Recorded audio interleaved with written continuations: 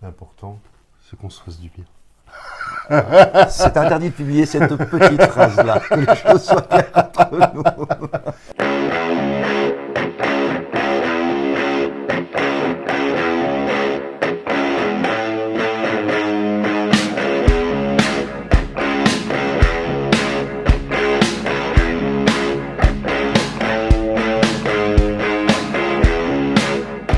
Bonjour et bienvenue sur cette chaîne YouTube, je suis ravi de vous accueillir aujourd'hui.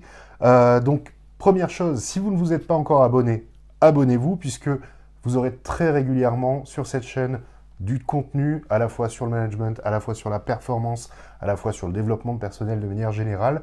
Et j'aurai très régulièrement le plaisir aussi, comme aujourd'hui, d'accueillir des invités, de faire des interviews de personnes inspirantes. Et aujourd'hui, j'ai le plaisir et l'honneur d'être accueilli par mon ami Serge Eveco. Je suis à l'heure actuelle en Suisse, chez Serge, qui me fait voilà, le plaisir de m'accueillir sous son toit. Et je voulais vraiment vous partager l'expérience de Serge, qui a justement un parcours en tant que chef d'entreprise qui a été extraordinaire. Et tout cela, je voulais vous l'apporter aujourd'hui.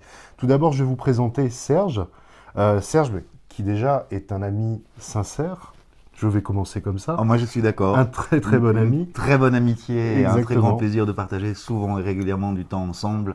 Et ça, c'est une grande richesse. Et c'est un plaisir partagé, comme tu le sais, mon cher Ouais. ami. Si vous ne connaissez pas encore Serge, je vous invite très vite à regarder ce qu'il fait, puisque Serge est le fondateur de Éveil et Santiago. Éveil et Santiago qui développe à la fois des thèmes comme la spiritualité, Ouais. la connaissance de soi, L'éveil, le le karma, tout ce genre de exactement. Et avec un contenu extrêmement riche. Et moi, ce que j'adore dans ta manière de faire, Serge, c'est que je trouve que pour la première fois, un mystique démystifie le mysticisme. C'est ça, c'est le but. C'est-à-dire que tu as une approche qui permet de montrer à tout le monde que on peut intégrer la spiritualité, on peut intégrer la connaissance de soi, le travail sur soi dans son quotidien, Ouais. et que finalement, il n'y a pas forcément besoin d'avoir derrière des dogmes, etc., et que, au contraire, tout le monde peut accéder à ce travail-là Oui. et à ces méthodes-là. C'est ça. Est-ce que j'ai bien résumé ou est-ce que tu voudrais peut-être rajouter des choses Ah, autour de... t'as très bien résumé. D'abord, bonjour tout le monde. Je suis très heureux d'être là et de partager avec Clément. On partage beaucoup les mêmes valeurs, le même regard sur la vie et sur pas mal de choses.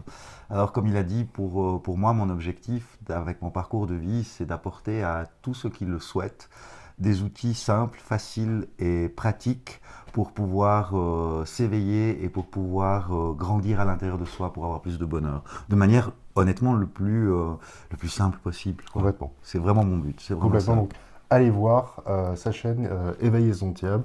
On peut aussi te retrouver sur Facebook, il y a ton site internet. Je mettrai tout en lien, bien évidemment, en dessous de la vidéo. Mystique moderne. Facebook, YouTube. C'est ça, exactement.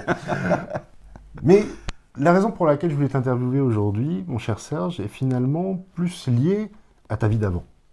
Oui, j'ai eu comme les chats plusieurs vies, Exactement. dont une vie d'entrepreneur et de directeur d'entreprise. Tout à fait. C'est Et ça. en effet, donc Serge, tu as dirigé une entreprise de marketing. Oui, marketing, communication. On a eu jusqu'à 30 collaborateurs et Complètement.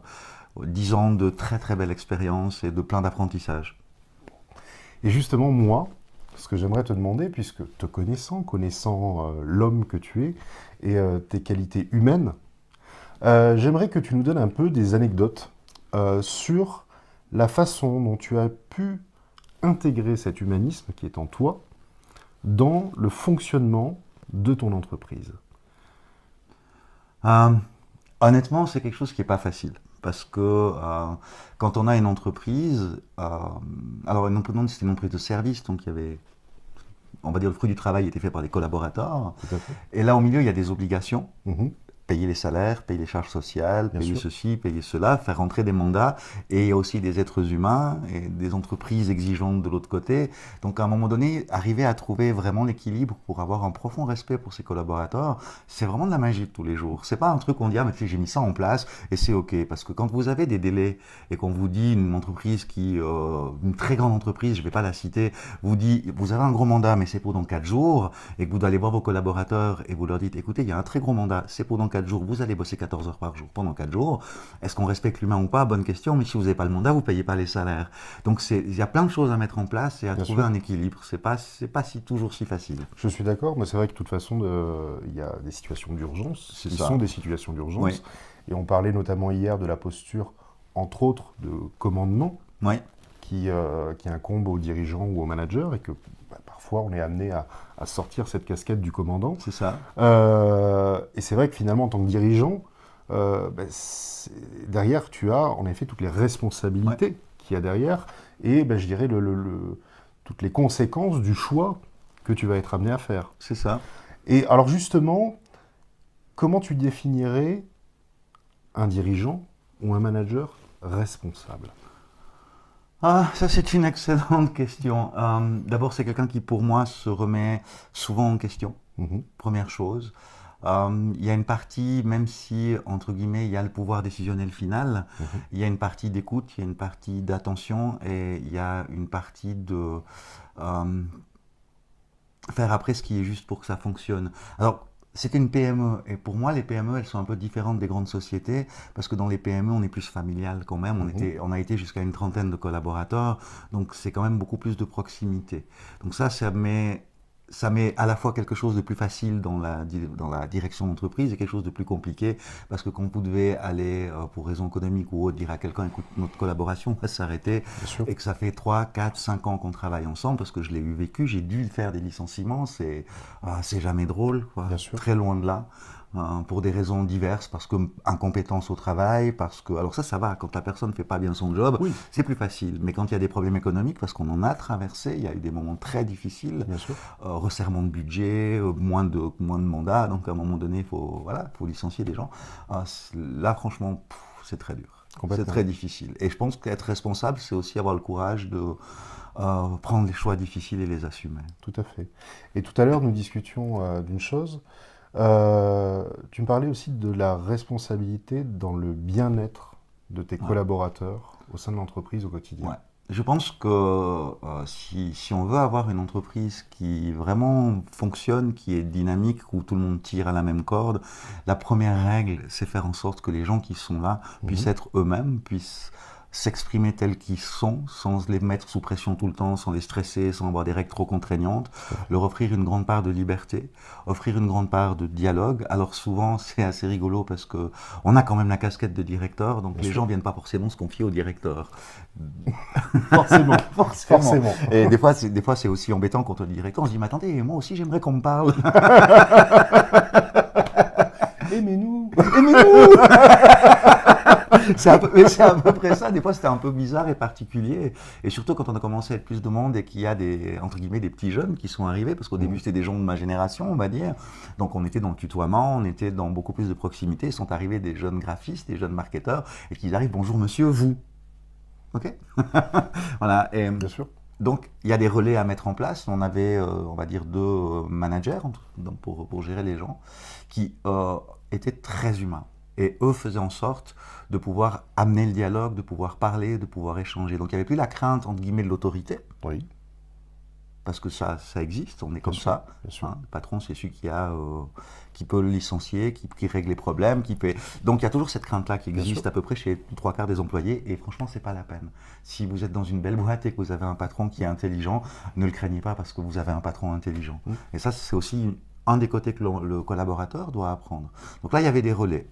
Et et après, on avait souvent des choses comme faire des sorties, aller, pour leur donner aussi une manière de remercier quand tout fonctionne. Tout à fait. Savoir dire parce que même si l'entreprise paye leur salaire, si on les enlève, il n'y a pas d'entreprise, il n'y a pas de salaire pour personne. Bien évidemment, les collaborateurs sont C'est la première sont ressource. la première ressource, C'est la ça. première richesse de l'entreprise. C'est ça. Donc savoir redonner, c'est pas forcément de l'argent, mais redonner quand ils ont besoin de quelque chose, rendre service, un après-midi de congé, pas dire bon bah t'as un jour de congé en moins, enfin plein de petits gestes, plein de petites choses qui font que les gens disent ah c'est cool d'être ici. Bien sûr. C'est Une reconnaissance. Une reconnaissance, mais c'est Complètement. ça, c'est ça. Et alors justement, parmi les différentes choses que tu avais mises en place pour montrer justement cette reconnaissance, à la fois la reconnaissance du travail, mais la reconnaissance justement de l'entièreté de l'être-té des personnes, de leur qualité et de leur responsabilité et de leur capacité à se responsabiliser. Alors, je sais que tu avais mis plusieurs choses en place et ça m'intéresse beaucoup. Alors, il y a, bon, déjà l'octroi d'une forme de liberté, comme j'ai dit, s'ils avaient des besoins, besoin d'une journée, besoin de quelque chose. Mhm. Et ça, c'était quelque chose qui était très apprécié. De l'autre côté, une flexibilité dans les horaires. Donc, si d'un coup, quelqu'un commençait plus tard le matin et finissait plus tard le soir, il voulait prendre une pause plus longue à midi, il pouvait. Donc, on avait quand même cette capacité dans le travail comme ça, à pouvoir laisser cette liberté. Pour les responsabiliser, avec des graphistes, c'est la liberté créative Bien sûr. et leur donner des briefs. Alors moi, je n'étais jamais très doué pour donner des briefs, mais c'était très rigolo. Et en fait, les responsabiliser et les valoriser dans le travail que eux faisaient et ce qu'ils amenaient comme solution aux clients. Mhm. Donc ça, c'était intéressant. Des sorties d'entreprise tous ensemble, plus 3, 4, 5 fois par année en fonction d'eux, pour justement partager autre chose que juste le travail. Sortie en famille où il y avait les gens qui étaient là et où tout le monde partageait un peu avec tout le monde. Ça, c'est des choses qui étaient très appréciées. Des formations dans l'entreprise. Essentiel. Ouais. Essentiel, les formations. Je pense que oui, il faut. Des formations, on pourrait les qualifier de développement personnel si on veut, mais pour que les gens apprennent à communiquer les uns avec les autres, parce que c'est un microcosme. Et dans ce microcosme-là, quand on a un certain nombre de personnes qui travaillent ensemble, il y a des gens qui un jour sont pas bien parce qu'ils ont des problèmes dans leur vie. Bien sûr. Et un jour le directeur la même chose, et puis il est de mauvaise humeur, et puis il a un tempérament, un comportement. Et du moment où on commence, tu connais bien le système étant donné que tu fais de la processcom quand même. Exactement. Alors moi je ne faisais pas de la processcom parce que je connaissais pas ça à l'époque, j'ai découvert ça avec toi et je trouve ça juste extraordinaire. C'est vraiment un outil top si vous n'avez jamais fait, mais regardez, faites, intéressez-vous. Ça vaut des points, ça vous apprend beaucoup de choses sur vous. Et ça vous apprend à communiquer avec l'autre et à ne pas lui amener plus de stress s'il en a déjà. Et ça, c'est une formation de ce genre-là, pour moi, je pense que toute entreprise devrait le faire. Tout à fait. C'est vrai que la Processcom est un magnifique outil et je vous donnerai régulièrement dans les vidéos des petites choses comme ça, des petits outils issus de la Processcom qui vous permettront à la fois de travailler sur vous et de travailler votre communication, que ce soit avec votre entourage ou vos collaborateurs de manière générale. Et quand on fait ce genre de travail entre collaborateurs, il y a aussi une forme d'intimité qui se livre, qui se donne, parce qu'on parle de soi, en fait. Bien sûr. Et on parle, il y a entre guillemets un médiateur, ce qui donne l'information, s'il fait bien son job, il permet aussi de sortir les problèmes qu'il y a entre deux êtres humains, que ce n'est pas forcément qu'avec la direction, mais de dire, écoute, moi, quand tu te comportes comme ça va pas bien, ceci, cela, et d'arriver à amener des vraies solutions pour qu'il y ait des vrais changements. Tout à fait. Et ça, c'est très, très riche. Alors justement, si tu devais définir des valeurs qui pour toi étaient des valeurs essentielles que tu souhaitais faire ressentir ou mettre en œuvre ou dire même très clairement comme étant des valeurs d'entreprise à tes collaborateurs, quelles seraient, je sais pas, les 2-3 valeurs principales qui pour toi ressortaient, en tout cas dans ta manière de diriger l'entreprise? C'est une excellente question. En termes de valeurs,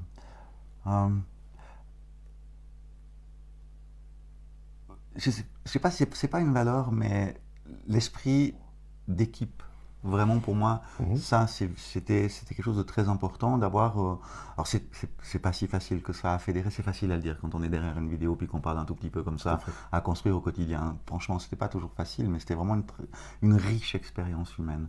Mais c'est vraiment fédérer, vraiment l'esprit d'équipe, vraiment que quand dans notre job, ça marchait avec des concours, donc concours d'agence, quand on a gagné un concours, le soir, apéro tout le monde, parce que tout le monde avait bossé pour gagner le concours. Donc arriver à fédérer, à faire ce genre de choses-là avec l'esprit d'équipe, avec l'esprit d'intégrité, de responsabilité, parce que de toute façon, quand on a une entreprise, que ce soit solo entreprise, 30 collaborateurs, il y a une chose qui s'appelle la responsabilité, et cela, on doit l'avoir dans son entièreté. Et puis après, le côté humain, mais c'est pas une valeur, mais le côté juste être humain. Parce que on vit dans un monde, on doit bosser, on doit avoir de l'argent, mais il y a un moment donné, le profit à tout prix, il y a un moment donné, tout ça, ça sert à rien. Ça a ses limites à un moment. Je pense que le modèle, il est obsolète. Voilà, là, il faut qu'on commence à penser à, je sais pas, faites de la méditation pour vos collègues, offrez-leur un espace de méditation. Enfin, voilà. Offrez-leur un espace de ressourcement, un espace de soi, où quand vous avez la pression au job, il y a des moments quand vous devez faire quelque chose puis que vous n'en pouvez plus, il faut avoir un espace de décompression, mettez un baby-foot, ce genre de choses-là. Complètement. Et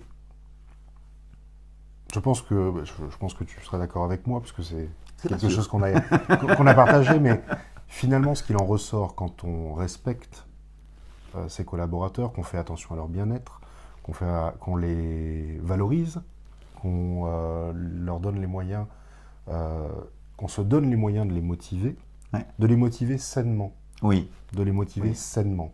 Et ça, j'insiste là-dessus, c'est-à-dire, certes, ça peut être des primes, certes, ça peut être tout simplement le fait de mettre en avant leur travail, la reconnaissance. la reconnaissance, mais dans tous les cas, il faut que ça soit avec une intention claire et honnête de valoriser vraiment ce qu'ils Ouais. font.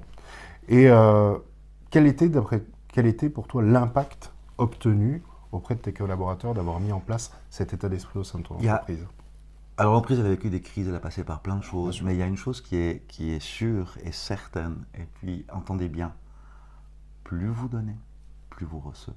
Mais effectivement, c'est comme tu as dit, c'est donner avec de la vraie intégrité, c'est pas Complètement. donner pour obtenir derrière. Non. Mais c'est vraiment donner. Plus vous donnez, plus les gens, quand on les reconnaît, mais même nous, quand quelqu'un nous dit, ah, le job que tu as fait, ah ouais, c'était top, ton logo c'est top, ta vidéo c'est top, c'est-à-dire que tu as la banane, Bien sûr, tu es fier de toi. bien évidemment. Et du coup, qu'est-ce qui se passe? Bah, ça me motive encore plus. Tu as de l'énergie positive, ça te motive encore plus. Tout à fait. Et quand il y a des problèmes, plutôt qu'aller en affrontant, en confrontant, aller se poser, comme on discute avec un ami, avec sagesse. Dit, ok, quel est le souci, quel est le problème, qu'est-ce que tu traverses, est-ce que tu as besoin d'aide, et juste poser des questions et laisser la personne s'ouvrir d'elle-même et faire. 80% des problèmes, je pense qu'ils se règlent d'eux-mêmes. Tout à fait. La palette des urgences, elle se règle toujours d'elle-même. Complètement. C'est ça, quoi. Il y a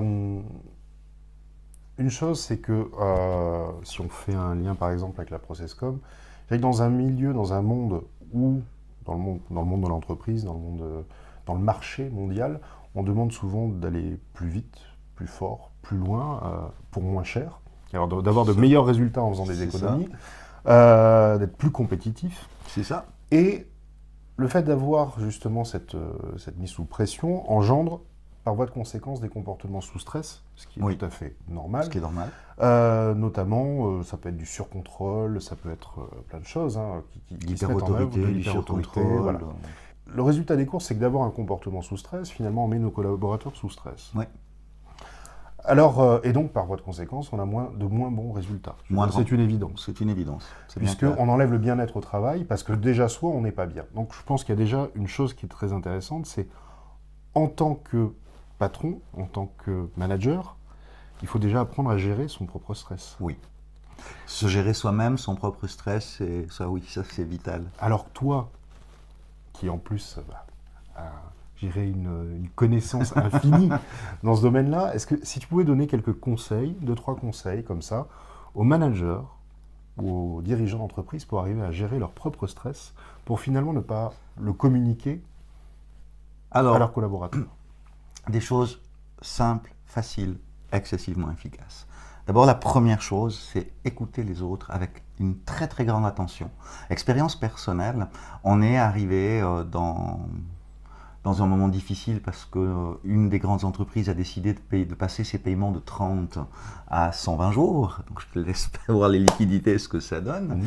Et arrivé à un moment donné, plus de liquidité, pas de quoi payer les salaires. Donc je peux vous dire que pour moi, dans mon cadre d'être responsable, c'était une catastrophe. Et en fait, j'étais vraiment désagréable avec tout le monde. Ah oui. Mais je ne m'en rendais pas compte. Mhm. Je ne m'en rendais pas compte. Et quand quelqu'un me disait, non mais Serge, t'es tendu. Moi, moi tendu? Moi, pas du tout. Je te vois pas du tout comment tu peux être stressé, vraiment. C'est ça, il n'y a pas du tout tout. stressé. Et en fait, j'ai réalisé que j'étais stressé Ouais. quand le directeur de la banque avec laquelle j'étais en affaires a téléphoné pour me dire, écoute Serge, c'était le jour du paiement des salaires. Mhm. J'ai pleuré au téléphone. Il m'a dit, Serge, l'argent vient d'arriver, on libère les salaires. J'ai pleuré comme un gosse au téléphone, tellement la pression s'est lâchée. Et là, j'ai compris, merde, ce que les autres me disaient, c'était juste. Donc, écouter tous les petits signes et se remettre en question. Tout à fait. Ça, c'était important, très important. Deuxième chose, une chose que je faisais très très souvent, c'est que je m'arrêtais pour respirer et être attentif à ma respiration. Troisième chose que je faisais souvent, j'avais un bloc-notes. Comment je vais vous dire ça? Le bloc-notes emmerde, excusez-moi du terme. Hein. Et sur ce bloc-notes, j'écrivais que les problèmes que j'avais à résoudre ou à faire, que ce soit avec des clients ou avec des collaborateurs, parce qu'il y a aussi des clients, franchement, ils vous stressent, je vous le dis, ça c'est clair. Ça peut arriver. Et plutôt que de prendre le téléphone et de dire Salut Joseph, écoute, le mandat, ça, gna gna, j'écrivais, je laissais poser. Le lendemain matin, j'ouvrais, je lisais et je regardais si j'avais toujours envie de dire la même chose. Ça s'appelle prendre du recul. Tout à fait. Complètement. Plutôt que d'aller de toujours réagir à chaud. On vit dans un monde où il faut aller de plus en plus vite, mais c'est faux. C'est notre choix d'aller de plus en plus vite. Tout à fait. C'est un choix personnel. Donc prendre du recul, c'est très très important. Je vous encourage à, on va dire, méditer pour faire simple. Que ce soit en faisant du qigong, en faisant du yoga, en faisant du tai chi, en faisant de la méditation, c'est égal. Mais à prendre du temps pour respirer, être zen, se calmer, faire demi-tour à l'intérieur de soi. Ça, c'est vital. Vraiment. Et si vous faites ça, franchement, vous serez 100 000 fois moins stressé, très rapidement. Complètement. Ouais. Complètement. C'est vrai que aussi une autre méthode, c'est de, pour compléter, que moi que j'aimais bien mettre en œuvre, c'était aussi de voir quelles sont les problématiques que je peux gérer. C'est-à-dire qu'il y a des fois, on a l'impression qu'il y a une montagne de travail, il y a une montagne de choses à faire. Voilà. Et forcément, quand on regarde la montagne, c'est pas bon. Ah, les longues to-do list qui Ouh là là, viennent tout en rouge. Exactement. Évitez Et donc, virez ça. Tout simplement de prioriser sa to-do C'est list. ça. C'est-à-dire, qu'est-ce qui est important et urgent? Qu'est-ce qui est urgent mais moins important? Qu'est-ce qui est important mais non urgent? Qu'est-ce qui est non urgent et non important? Souvent, on s'aperçoit que déjà ça, souvent, ça traîne, et il n'y a même pas eu besoin de le traiter. 80% des problèmes se règlent à peu près tout seul. C'est exactement ça. Un jour, on prend conscience de ça. Donc déjà, trier finalement par règle de priorité, par d'urgence et d'importance, les tâches que vous avez à accomplir.